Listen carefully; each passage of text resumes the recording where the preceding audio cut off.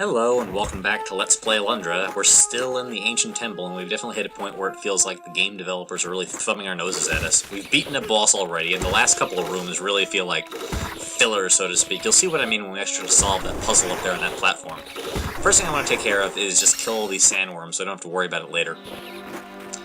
They don't drop anything like the barrels that we got for killing all the enemies in previous rooms, and it isn't particularly necessary to solve the puzzle, but it's less annoying to have them sort of moving around trying to spit sand at us while we're trying to get those 4 switches in the center platform. Here we go. To be honest, I'm not entirely certain what the canonical solution to this puzzle is. It's similar to one of the previous puzzles that we've solved before, where barrels will fall, and we have to use 3 of them to knock down these switches. I'm not certain exactly what the algorithm is that determines which of the 4 holes the barrel actually falls down. It seems to be whichever one you're furthest away from when you actually hit the switch. If you fail to get 3 barrels in like 5 or 6 tries, the game actually stops dropping barrels on you after reset the puzzle. It's very aggravating. And now, the last puzzle room in the dungeon, which is basically the definition of a space filler. Basically, all we have to do is traverse this maze, hit each switch, and then pass under the column as it rises up. It's, of course, timed, and if you fall down a hole, you have to return up those staircases that you saw in the upper left corner. Basically, you have to restart this entire puzzle section from scratch. Thankfully, I actually managed to do this in the first try. There's a couple of tricky sections, but on the whole, as long as you don't panic, it isn't really that difficult. But again, it is a gigantic waste of time in a dungeon that we've already spent, a good 30 minutes in, and the better part of now 2 and a fraction of a video, when everything else we managed to finish in just a few minutes. And that doesn't count the repeat tries in certain rooms that I didn't film. Anyway, with that in mind, after that, getting that sort of out of my system, for a dungeon that has no plot relevance, we do get a decent reward for finishing it, and of course we do need this to progress in the plot. Again, even though it doesn't specifically advance the story. We've passed all the columns, so hitting that switch causes this block to rise, and we are now finally in the final room of the dungeon, and it's fairly anticlimactic. This is actually, I believe, the same guy who was at the throne room that we met when we entered the dungeon in the first place. Test of strength, not particularly intimidating, considering... Well, this boss fight, I suppose, is very similar to the fight against the Merg in the coal mine, where the game treated a random encounter that we've fought several times in the game so far as a boss.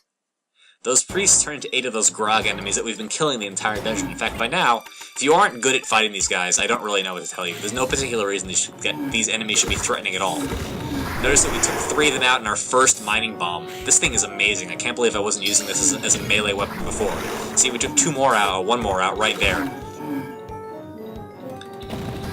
They're just so slow that there's no reason not to apply some simple crowd control with the flail and kill them all one by one with the bomb. I mean, this would take about 80 hits with the flail if we did it normally. Some test of strength.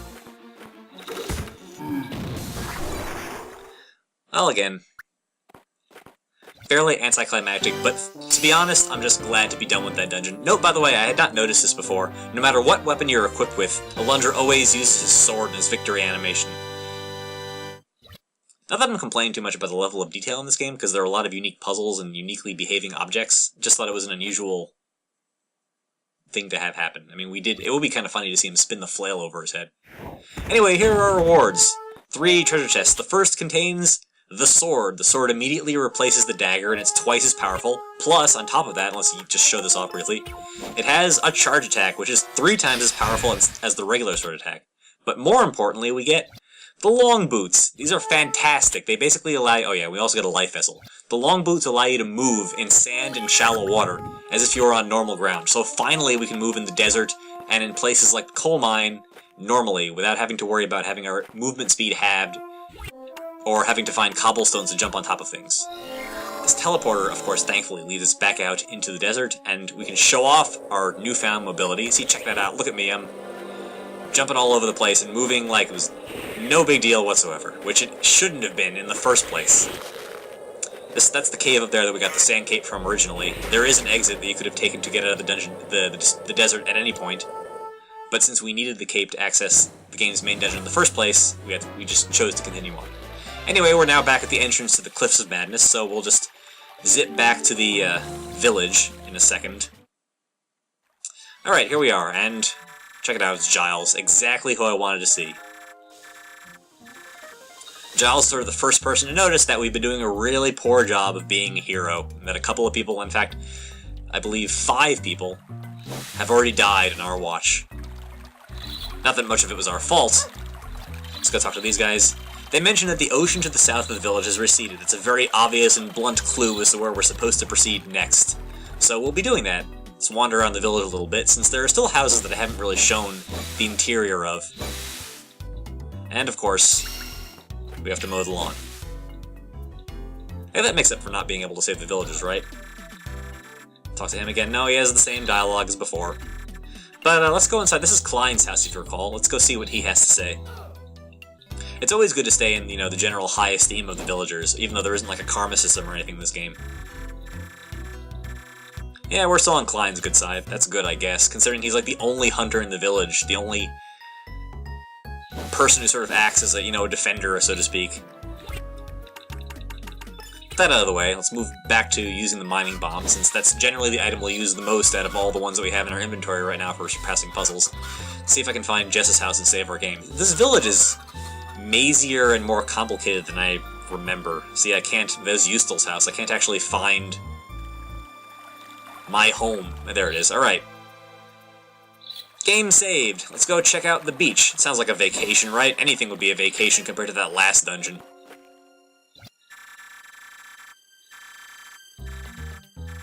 Alright, that was fairly appropriate, so I'll forgive the fact that they used a pretty obvious pop culture reference there. Check out the sign. Kinda says Enoa. Anyway, let's go check out the beach. We'll meet some new people. We'll, I don't know, sun and sand, something fun. It's hard to get excited about it while I'm, sitting in my room playing a video game, i.e. this one. We'll also get to see some of the new treasure chests we have access to with some of the items we have in our inventory. For example, these stumps block the path to this little area in here. There's a block we can hit with our flail, but first let's get this treasure chest over here, which is what this, that stump originally hid. Our 10th Gilded Falcon. I'm actually supposed to knock that block out of the way and pick up another treasure chest with the flail, but I forgot. So we'll be going back to do that in a second. First, let's check out this house, which is Nava's cabin. See who Nava is. Mentioned someone called Vol, and apparently this is what caused the tide to recede. And knocks on the fourth wall a little bit, which is pretty typical, but not particularly offensive by the standards of this game. Moving on. I'm sure we'll be seeing more of him. First things first, before we go to the beach, let's move east a little bit from here. There was a house that was previously empty up until about now. Just a bit over here. And now we can finally go inside and see what's going on. Yeah, this is the same sign we passed on the way to the beach in the first place. Moving a bit over here, just south of the village, we'll come to... I don't know what that block is on the left there. It looks important, but it's not. The Medallion. Rare articles and fascinating stuff, or whatever it said. And who do we find but Captain Merrick. Good to know he survived the shipwreck. And he's opened a store. Check it out. It's a life vessel. We've got about 300 gilder, which isn't enough to buy any of the previous life vessels that we saw at Lurvy or Naomi's shop. Let's check out what this one costs anyway, though. 10,000 gilder. Merrick obviously sucks as a shopkeep. He has no idea of the proper cost of anything, but he is a rookie. We cannot carry more than 9,999 gilder. There isn't a wallet upgrade like there is in the Zelda games. So that means it's actually impossible to pay the correct amount of money, and in fact, everything in Merrick's shop costs 10,000 gilder. So, if only there was some arbitrary other collectible we've been picking up the entire game that we will eventually be able to exchange for his goods. Spoiler alert, it's the Gilded Falcons. But we don't have enough to do anything yet. There is a chest right behind Nava's house. You can see it really clearly as we move over here to the east. But we can't get that until we have the ability to swim, so we'll be picking that up later. Now, I'm going to move here, pick up this chest, and move to the opening of the next dungeon, and then we're going to backtrack a little bit. Yeah, there's a strength tonic to replace the one that we got, that I used up fighting the golem. I told you there was one coming up soon. So now that we're here, we've shown off the rest of the beach area, a couple of chests we also can't reach yet. Let's backtrack a bit to where we picked up that previous Gilded Falcon, and actually properly explore the area. There's some stuff behind that other stump too, but we can't really do too much there yet either. We need a couple of extra additional inventory items.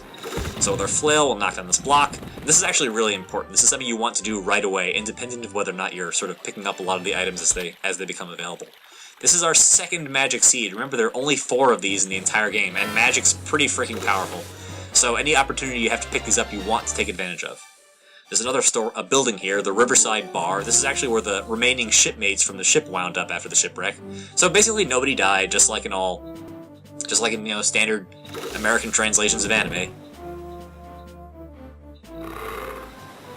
We'll be exploring there later. It's actually the site of the handful of minigames that exist in this particular Zelda clone. They're extremely aggravating, and one of the reasons why I'm glad I'm playing this game on an emulator. But we'll explore that a bit more in a few dungeons. So, let's check out the Coastal Cave, our next destination, and apparently, most likely, the source of the next of the 7 wise men we're supposed to talk to that possess the crests. Let's, okay. I don't know why that rock broke on the column over there. I was hoping to use it to kill these turtles, but we'll just use the bomb. If you don't know what item to use to solve a particular puzzle, it's almost always best to have the bomb as your secondary item until we pick up some of the more useful sort of unlockables and upgrades. This room is fairly complicated. I'm going to try to clear it out by killing as many of the turtles as possible, because they really do get in the way. Even with the leather armor, their fire breathing does a lot of damage. Something odd, some of those stone blocks get crushed 2 layers at a time and some only 1, and for the purposes of this dungeon, being able to, since you have to use them as platforms quite often, knowing which is a matter of trial and error, which is generally an example of bad game design. But again, since I'm only showing iterations which I'm generally successful when I play the various rooms of this game, it doesn't really matter all that much for the purpose of this Let's Play.